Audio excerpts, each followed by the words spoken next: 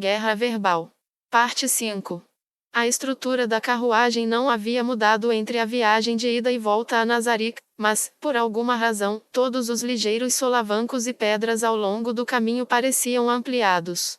Talvez tenha sido por causa da atmosfera sombria no interior da carruagem. Ou talvez fosse porque as pessoas que a ocupavam haviam mudado. As tropas escoltando-os a Nazarick foram compostos por homens da primeira legião. Os escoltando-os de Nazarick eram da segunda legião. No lugar de Fluder estava um dos seus discípulos. No lugar de Lone estava um de seus escribas. Os dois ocupantes originais da carruagem que ficaram foram Gerkniv e Basilod. Fluder não estava aqui porque queria discutir o que viu com seus discípulos. Em seu lugar, ele enviara um de seus acólitos para a carruagem de Gerkniv. Embora o acólito fosse habilidoso, ainda estava muito longe de seu mestre.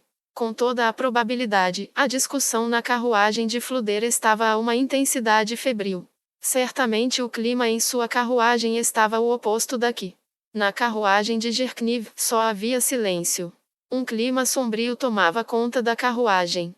O culpado por isso fora o próprio Gerkniv. Seu rosto estava rijo e sua expressão amarga, como se ele tivesse mastigado uma raiz de lótus. O homem conhecido e temido como o Imperador Sangrento, tipicamente usava um sorriso afável. Na verdade, essa expressão foi cuidadosamente ensaiada. Isso porque ele precisou cultivar a impressão de um forte imperador entre seu povo. Uma pessoa que permanecesse acima de todas as outras precisava causar uma impressão marcante em todos, caso contrário, causaria desconforto entre aqueles que o seguiam. No entanto, parecia que Basilod, que conhecia Gerkniv melhor entre essas três pessoas, nunca tinha visto esse olhar no rosto de seu chefe. Todos os presentes sabiam disso, razão pela qual ficavam quietos em seus lugares. Mesmo sentindo o olhar de todos em si, Gerkniv não planejava dizer nada. A razão para isso era óbvia. Ou melhor, se alguém tivesse sequer um pensamento razoável em uma situação dessas, Gerkniv abriria a cabeça da pessoa para ver o que havia dentro. As possibilidades seriam: ele encontraria um cérebro do tamanho de sua unha do dedo mindinho. A grande tumba de Nazarick, na verdade, chamá-la de tumba era totalmente inadequado. Aquele é o castelo de um rei demônio. Incontáveis seres assustadores e além deles. O espectro da morte, que estava em um trono. E não foi apenas medo que eles sentiram. Eles tinham visto uma miríade de luxos, arquitetura requintada e todo tipo de decoração. Ninguém poderia não permanecer desorientado por isso. Gerkniv poderia prever facilmente as dificuldades que seu país teria, em face daquele ser que possuía poder militar e econômico superlativo, entre outras coisas.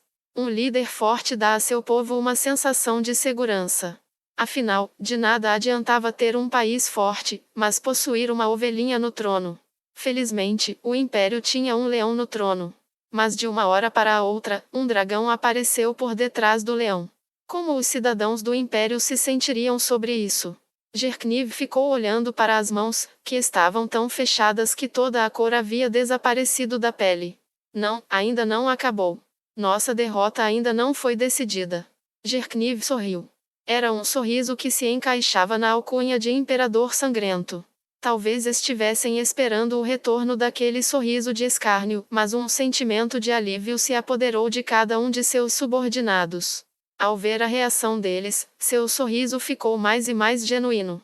Não me encarem tanto. Perderam alguma coisa aqui por acaso? Vossa Majestade! As três vozes se sobrepuseram. Havia indícios de alegria em cada um, alegria que seu imperador tinha voltado a ser quem era. Quando Gerkniv percebeu o que deveria estar fazendo, assentiu vigorosamente. Antes de qualquer coisa, gostaria de confirmar se todos se sentem da mesma maneira sobre aquele lugar. Se alguém tiver uma opinião diferente, sinta-se à vontade para compartilhar. Vai que apenas eu entendi tudo errado. Vejamos, então, suponho que devemos começar com a coisa mais importante, o que todos pensam do governante da grande tumba de Nazarick, Ainz ou Algon? Gerkniv deliberadamente disse o nome daquele monstro terrível em um tom mais lento que o normal. Ainz ou Algon é um monstro entre os monstros, ele pode criar cavaleiros da morte a bel prazer. Se o fizermos de inimigo, a destruição do império será iminente. No entanto, mesmo evitando ao máximo sair do caminho dele, há uma chance de que ele possa nos matar apenas por prazer. É da natureza da raça dele, eles se alegram com isso. Alguém discorda? Não. É como diz, Vossa Majestade. Ah, então estamos de acordo. Para acrescentar a isso, não acho que podemos vencê-lo com o poder da humanidade.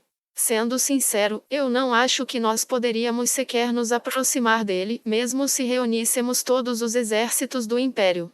Depois de receber 3 respostas semelhantes, Jerkniv continuou falando. Além disso, pude sentir que ele é um governante veterano, ele tinha um encanto que é próprio de um rei. Ah, isso é, a presença daquele cara é realmente imponente. Parecia até mais carismático do que o nosso imperador. Basil-Od Dono. Tudo bem. Ele tem razão. O mais assustador é que ele disse apenas uma frase e, a partir disso, pude sentir a imensa pressão de um tirano. Quando ele mandou todos fazerem silêncio, Jerkniv acenou levemente para o escriba. Essa foi sem dúvida a atitude que Ainzou Algon adotou como o rei da grande tumba de Nazarick. E também, a coisa mais assustadora sobre aquele monstro é a maneira como ele pensa. Ele é um tipo raro e intrigante, cujo cada jogada é feita com um propósito. Prestem atenção e não fiquem surpresos. Pensem nisso. Ele provavelmente previu o fluxo de tudo que discutimos até agora. Caso contrário, por que ele nos libertaria tão facilmente? Ele é um adversário poderoso, um que não usa músculos, mas sim o cérebro. Entendem? Ele não é um mero ignorante cheio de poder. Essa era a parte mais problemática sobre ele. Se isso não bastasse, ainda tem os seguidores dele. O que pensam deles? Desta vez, ele forçou seus subordinados para suas opiniões. Aqueles mais próximos provavelmente eram seus ajudantes confiáveis. E a mulher de asas negras ao lado dele, deve ser a rainha dele, não? Parecia assim, pela atitude dela. A beleza estonteante de vestido branco. Mesmo que não houvesse bondade no sorriso tênue que ela tinha, ainda possuía um encanto que movia o coração dos homens. Dada a sua beleza, certamente haveria muitos homens que seriam consumidos pelo desejo de ver aquele sorriso dirigido a eles. Quanto às asas negras na cintura, podia-se dizer que não eram itens mágicos ou peças de roupa. A principal razão estava no quão naturais e vivas pareciam. Havia humanos com asas e outras espécies aladas neste mundo, mas algo nela destoava do resto. Ela deve ser um demônio, um de fora deste mundo, Jerkniv pensou. É bem possível. Acho que é plausível que ela seja a esposa de Ainzou Algon. Se ela é a esposa, como devo colocar isso? É apenas o rosto dele que é feito de ossos? Ou será que aquilo é uma máscara? Algo assim? Ainda assim, apesar das palavras de Jerkniv, nenhum deles sentiu que era uma máscara, também não achavam que fosse uma ilusão. E há aquele tal de demiurgo, que pode controlar as pessoas com a voz, é um tipo de bardo? Talvez ele seja bom em cantar porque é um sapo. Os bardos poderiam usar performances com instrumentos musicais para produzir efeitos mágicos. O poder de demiurgo para controlar as pessoas através de palavras era muito semelhante a isso. Além disso, ele também tinha ouvido falar que fadas chamadas Lorelei tinham uma habilidade similar à habilidade dele. No entanto, esse homem não era nada igual aos belos seres fádicos. Disso ele estava absolutamente certo. Sei. Realmente, um bardo se encaixa na descrição. E também havia um inseto gigantesco, acho. O que era aquilo? Parte de mim acha que seja um tipo de inseto, mas não tenho certeza. Pode ser um híbrido de homem e formiga. Eu acho que o senhor seria mais bem respondido perguntando ao mestre. O mundo era muito grande. Havia muitas espécies que não eram amplamente conhecidas, e algumas delas podiam sofrer mutações espontâneas. Além disso, de acordo com as lendas, os reis desses monstros eram conhecidos por serem mais desenvolvidos do que o normal. Era semelhante ao modo que a formiga-rainha era diferente das formigas operárias. Jerkniv achou que era uma possibilidade. Agora resta a garota de cabelos prateados e as irmãs elfas negras. Deixando as duas últimas de lado, quem é a primeira? A julgar pelos peitões, ela deve ser algum tipo de concubina, né? O riso encheu a carruagem com o comentário de Basil-Od. Ah, bem, se ela fosse apenas uma concubina, por que ela estaria lá? Certamente ela é tão forte quanto as elfas negras. Calma, calma, calma aí, eu acho que entenderam errado. As palavras de Basil-Od foram infundidas com seriedade e completou. Acho que não há dúvidas de que aqueles mais perto daquele monstro são seus ajudantes mais confiáveis. Só que isso não significa que todo mundo ali é forte. Segue o raciocínio. Se o único critério para ser o seguidor de Vossa Majestade aqui fosse a força, ele estaria cercado de gente que nem eu. Acham mesmo que algum governo ia durar com um monte de gente que nem eu dando conselho? Ou seja, ela foi escolhida por outras razões além da força. Talvez ela seja uma concubina muito inteligente, que nem aquela lá, Majestade? Talvez dê conta de vários assuntos daquela fortaleza que chamam de tumba. Respostas de faz sentido vieram de todos. Gerkniv sentiu que tinha razão. Como a atenção deles tinha sido roubada pelo poder de Ainz ou Algon, eles observaram como ela estava alinhada com as elfas negras e automaticamente concluíram que a garota de cabelos prateados era uma criatura forte. Claro, seria assustador se outra pessoa tivesse o mesmo poder que as elfas negras. No entanto, ser levado a uma conclusão falsa pelo preconceito anterior também era uma coisa ruim. Acho que é isso, disse Gerkniv enquanto olhava para seus subordinados. E completou. Suas opiniões estão em sintonia com as minhas. Ainda assim, eu ficaria um pouco mais aliviado se todos que dessem conselhos a ele fossem mortos-vivos, mas parece que ele reuniu vários tipos de monstros sob seu comando. No começo pensei até que era uma feira de monstro, mas agora tá mais para um mar de talentos. Gerkniv não pôde deixar de sorrir pelas palavras contundentes de Basil-Od. De fato, é sábio da nossa parte tentar aprender mais sobre aqueles seres. Além disso, há a questão da grandeza daquele lugar. Algo tão grandioso não pode ter passado em branco pelos anais da história, ou pode? Lamentavelmente, não sei informá-lo. Quando voltarmos à capital, vou começar a investigá-la imediatamente, começando pelos mitos e lendas. Gerkniv aceitou graciosamente o pedido de desculpas do acólito. Conto com você. Há mais alguma coisa que esquecemos? Sinceramente não posso acreditar que um monstro tão perverso possa criar um domínio tão imponente. Pelo menos notou alguma pista? Digo, pelo menos alguma lenda de tumbas construídas naquela região? Não houve resposta. O que significava que todos estavam se perguntando a mesma coisa. Eles não podiam descartar completamente a possibilidade de que a fortaleza tivesse se teleportada de algum outro lugar, possivelmente vinda do outro mundo conhecido como o Reino Demoníaco. Pelo menos assim seria mais fácil de engolir. Não temos informação suficiente.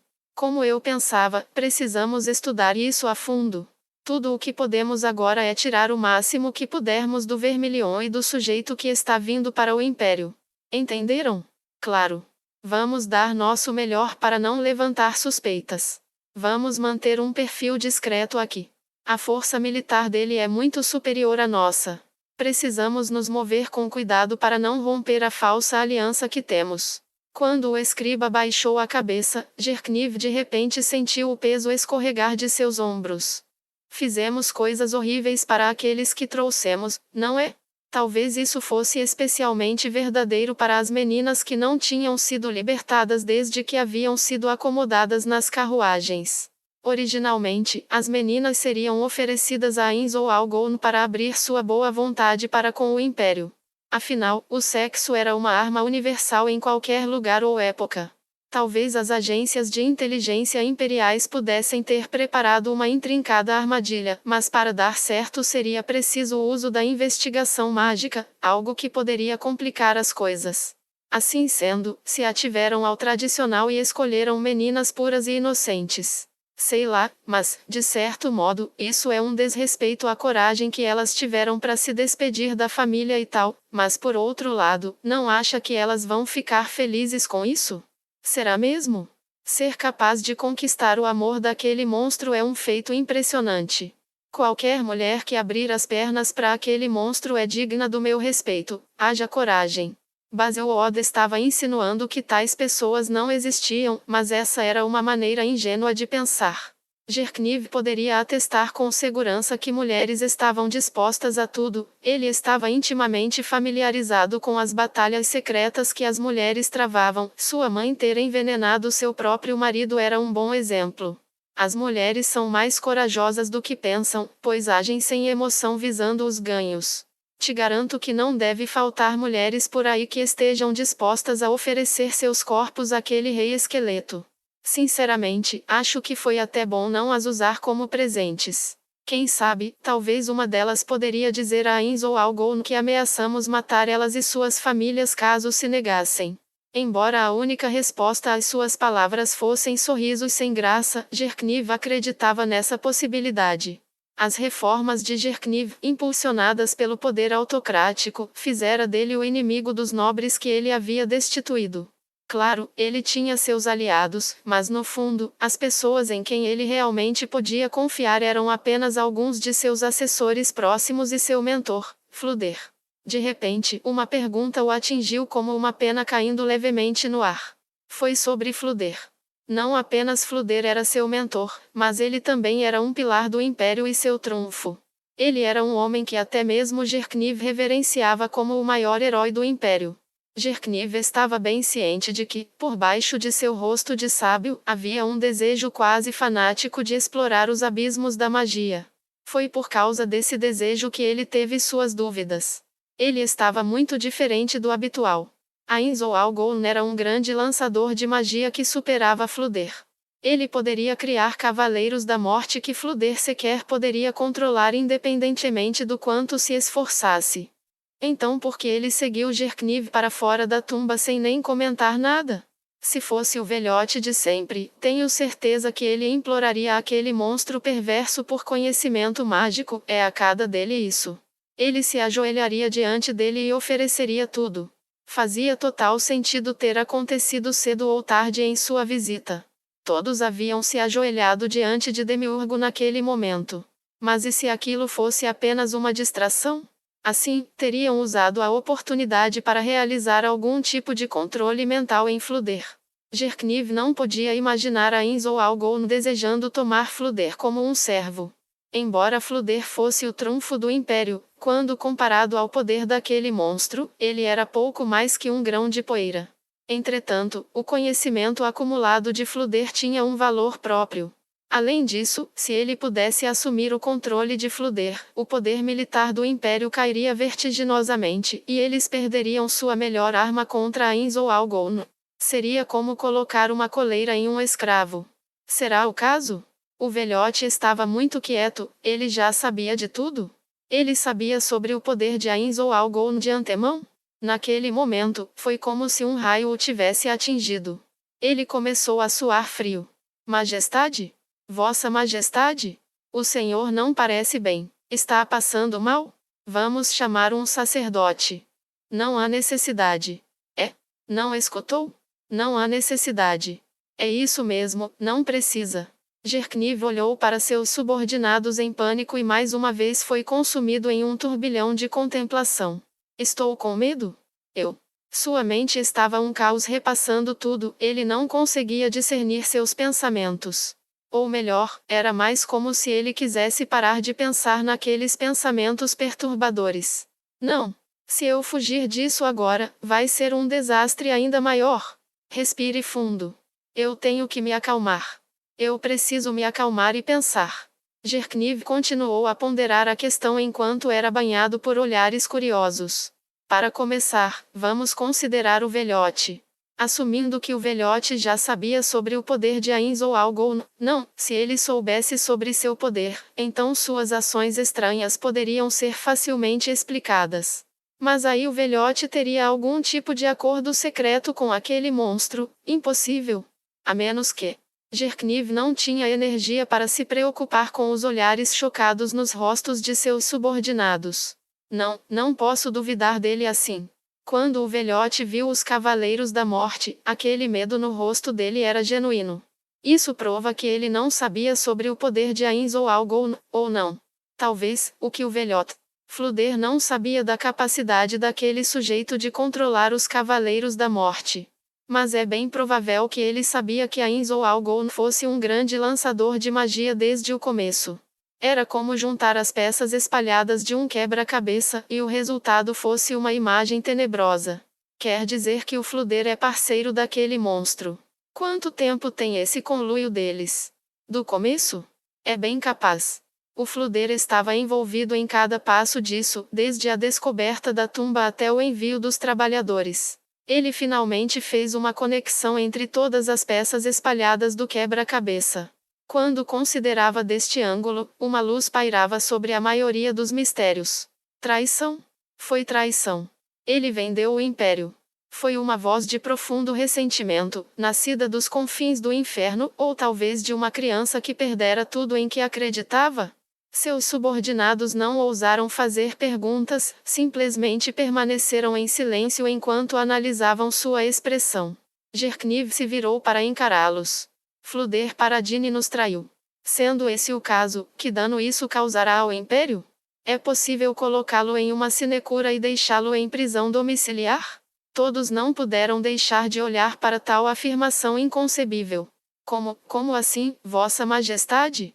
Até para uma piada, seria de extremo mau gosto. Uma raiva incontrolável ardia em Jerkniv ao ouvir a indagação do acólito. Ele queria gritar: "Não venha falar merda para cima de mim", mas ele segurou a língua. A razão pela qual fez isso foi porque em algum lugar em um canto de sua mente, um jovem Jerkniv o dizia que não era possível.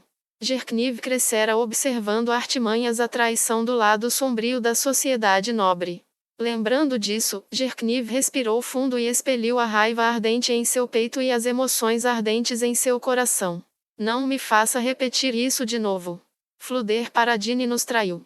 Sendo esse o caso, que dano isso causará ao Império? Seus subordinados se entreolharam e, depois de alguns segundos, o acólito falou: "É difícil imaginar. A quantidade de dano não pode ser estimada imediatamente. Com o mestre por perto, poderíamos estar confiantes de superar qualquer outro país. Temos sido capazes de permanecer alheios às políticas mesquinhas de outras nações justamente por isso." Ele olhou para o escriba, para ver se ele concordava com as palavras do acólito. O escriba ficou pálido e assentiu. Se países vizinhos souberem que ele foi comprometido, podem começar a pôr em prática algum plano. Não é para isso que serve a agência de inteligência imperial? Ah, claro. Graças ao Fluder, que eles não tiveram a chance de nos espionar. É como diz, Vossa Majestade. O mestre, ele. A possibilidade é chocantemente alta. Jerkniv interrompeu o escriba. Mas se for verdade, não teremos mais um minuto de sossego, há muito trabalho a ser feito. Primeiro, vamos decidir quem será o sucessor de Fluder. Existem candidatos adequados? Que tal você? As chamas do desejo brilhavam intensamente nos olhos do acólito quando ele ouviu aquelas palavras, e Jerkniv não pôde deixar de sorrir internamente. A posição de ser o sucessor de Fluder como o mago da corte imperial era uma tentação de dar água na boca. Afinal de contas, era uma posição que dava o direito de administrar os lançadores de magia arcana em todo o império. Como a posição sempre fora preenchida por aquele grande herói, ninguém mais pôde reivindicá-lo. Mesmo se alguém tivesse ambição para isso, seu oponente era forte demais para ser vencido. E agora, esta posição até então selada estava disponível. A ganância move o mundo. O desejo impulsiona o progresso. Eu gosto de pessoas com fortes desejos. Mas é melhor perguntar, apenas para confirmar. Mas é preciso ter em mente que, como o mago da corte imperial, quem ocupar o cargo pode ser chamado para lutar com aquele monstro. As chamas da ambição do acólito apagaram instantaneamente. Ele não conseguia nem se animar com isso. A posição que desejava se tornou algo que queria evitar mais do que qualquer outra coisa no mundo. Ele teria uma chance melhor de sobreviver pulando de um penhasco 500 metros de altura em um banco de pedras do que em uma batalha contra Ainzo Algon. E sorte teria se tivesse o corpo desintegrado, sem deixar nada para trás. Enquanto o acólito pensava em um destino pior que a morte, um novo olhar surgiu em seus olhos. Era o olhar de um rato assustado que havia sido encurralado por um predador. A esperança no coração de Jerkniv morreu. Ele poderia dizer que este homem não tinha coragem de enfrentar a Inzou Algon. Ou melhor, ele nunca deveria ter esperado isso em primeiro lugar. Nesse caso, eu conheço algumas pessoas que podem usar magia do 4º nível. Que tal escolher um deles, Vossa Majestade? Eu até sei algumas magias desse nível, mas eles são muito melhores. Você não é o mais habilidoso dos acólitos? Eu. Jamais, de forma alguma. Há muitos que são melhores. Quando voltarmos, eu lhe darei os nomes imediatamente.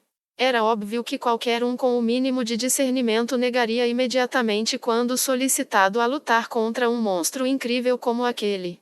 Contudo, o que ele precisava era de alguém que não perdesse seu espírito de luta mesmo nesse possível evento. Isso não vai funcionar. Seria ingênuo pensar que ele é uma exceção. Melhor considerar que quem conhece a Inzou Algon não terá coragem de lutar contra ele. Isso significa que preciso entregar essa tarefa a pessoas que ainda não o conheceram. Talvez os ignorantes sejam movidos pelo desejo e lutem dando tudo de si.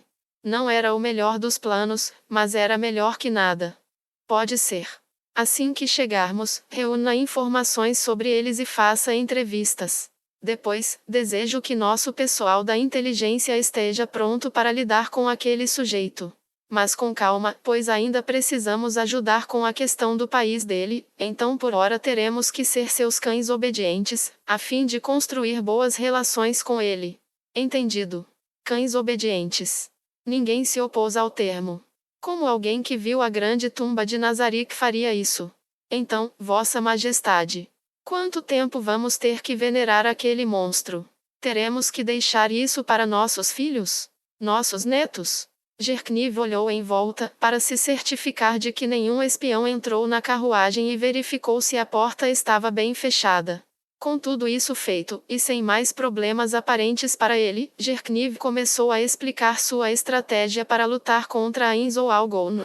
Nós, digo, o Império e todos que vivem nele, Reino, Teocracia, Conselho Estadual, Reino Sacro e outros países, se unirão em uma coalizão. Será uma grande coalizão, destinada a derrotar a Inzou Algon. 6 olhos arregalados se fixaram em Gerkniv. Por que esses olhos esbugalhados? Nenhuma nação sozinha pode derrotá-lo. Tudo o que podemos tentar é trazer todos os países vizinhos para uma coalizão, para que possamos mudar a situação. Vamos mesmo batalhar com ele? Sim. A resposta de Gerkniv foi simples e sucinta. Se não fizermos isso, se não lutarmos, será a nossa extinção. Então por que estamos ajudando aquele monstro a fundar um país? Porque esse é o primeiro passo na formação desta grande coalizão. Gerkniv olhou para todos. Estão prestando atenção? Ótimo. Atualmente estamos nos arredores de Irrantel, que é um local valioso nas fronteiras do Império, do Reino e da Teocracia. Se aquele monstro miserável quiser fundar uma nação lá, ele fará inimigos em todas essas 3 nações. Gerkniv respirou fundo e continuou. E outra coisa. O Gon é um morto-vivo. Duvido que ele trate os humanos, os vivos, com qualquer coisa que se aproxime da decência. O povo também sofrerá no domínio de um rei morto-vivo. Haverá rebelião, que será prontamente reprimida por aquele monstro. O reino não ficará feliz em entregar a terra também. A teocracia é a nação mais forte da vizinhança, eu duvido que ela vai ficar de braços cruzados sem fazer nada. Mas Vossa Majestade, se o Império o ajudar em seus esforços, certamente seremos julgados como cúmplices, não? As nações próximas cortarão laços. Essa coalizão de que o Senhor fala não vai salvar o Império. E mesmo se vencerem aquele monstro, seremos os próximos da fila, ou pior, eles podem nos atacar primeiro. Gerkniv sorriu. Vamos trabalhar nas sombras. Precisamos deixar os outros países saberem que o Império está espionando a nação do Gon. Vai ser difícil, mas também é o único jeito. E o que garante que vão acreditar em nós? Se fosse eu, pensaria que era uma armadilha. Então teremos que convencê-los mostrando a força de Ainz ou Algon. Se ao menos houvesse uma maneira de mostrar às outras nações o poder dele, bem, é algo que precisamos providenciar. Talvez eu consiga fazer ele mostrar o poder dele em batalha. Não seria mais simples se o Império não o ajudasse em nada, fingir ignorância em tudo? Gerkniv olhou para o escriba como se fosse retardado. Precisamos ser como morcegos, indo e vindo de árvore em árvore, isso vai garantir o mínimo de segurança para nós. O que pensa que o povo do reino fará se ele ganhar parte do território deles? Em outras palavras, Gerkniv estava escolhendo o pior caso. Por essa razão, o Império precisa fingir ser o amigo enquanto cria uma coalizão nos bastidores. Em outras palavras, se estivermos expostos, é certo que seremos os primeiros da fila que ele vai destruir. Se afetasse apenas a mim, eu mesmo destruiria o Império apenas para mostrar aos outros o poder dele. Eu tenho certeza que o Senhor faria isso se dependesse unicamente do Senhor, Vossa Majestade. Obrigado pelo elogio, acho. Por causa disso não podemos ser os únicos a propor essa grande coalizão. Precisamos deixar outros países darem o primeiro passo. O mais importante agora é reunir o máximo possível de informação sobre Nazarick, assim como encontrar alguém que possa derrotar o Goln. E existe gente assim, é? Dado o tom casual com o qual foi dito, ninguém teria acreditado que aquelas palavras vieram do acólito. Ainz ou Algol era um adversário inimaginavelmente poderoso, que poderia ser imbatível até mesmo para os dragões mais poderosos. E a isso, Gerkniv deu uma resposta confiante. Mas é claro que existe. Pessoas assim realmente existem. Não notou? Não se lembra do que viu na sala do trono? Quando ele colocou dessa forma, parecia bem óbvio. Os monstros ao lado de Ainz. Aura. Mari. A garota de cabelos prateados. O inseto. Demiurgo. Ele estava se referindo a eles. O Senhor planeja induzir uma rebelião? Embora as chances sejam mínimas, por precaução, é bom pensar em algo. Precisamos preparar riqueza, prestígio, membros do sexo oposto. Qualquer coisa que os faça cair em nossa lábia. E só isso vai adiantar? Talvez. Ainz ou Algol se apresenta como um tirano. Então, eles não o trairão facilmente. Todavia, é bom estar preparado. Isto será um conflito de proporções nunca antes vistas. Gerkniv olhou para os três com uma expressão resoluta no rosto. O que nos aguarda será uma batalha pela sobrevivência da espécie humana. Uma luta pelo nosso futuro. Dediquem seus corpos e almas a isso.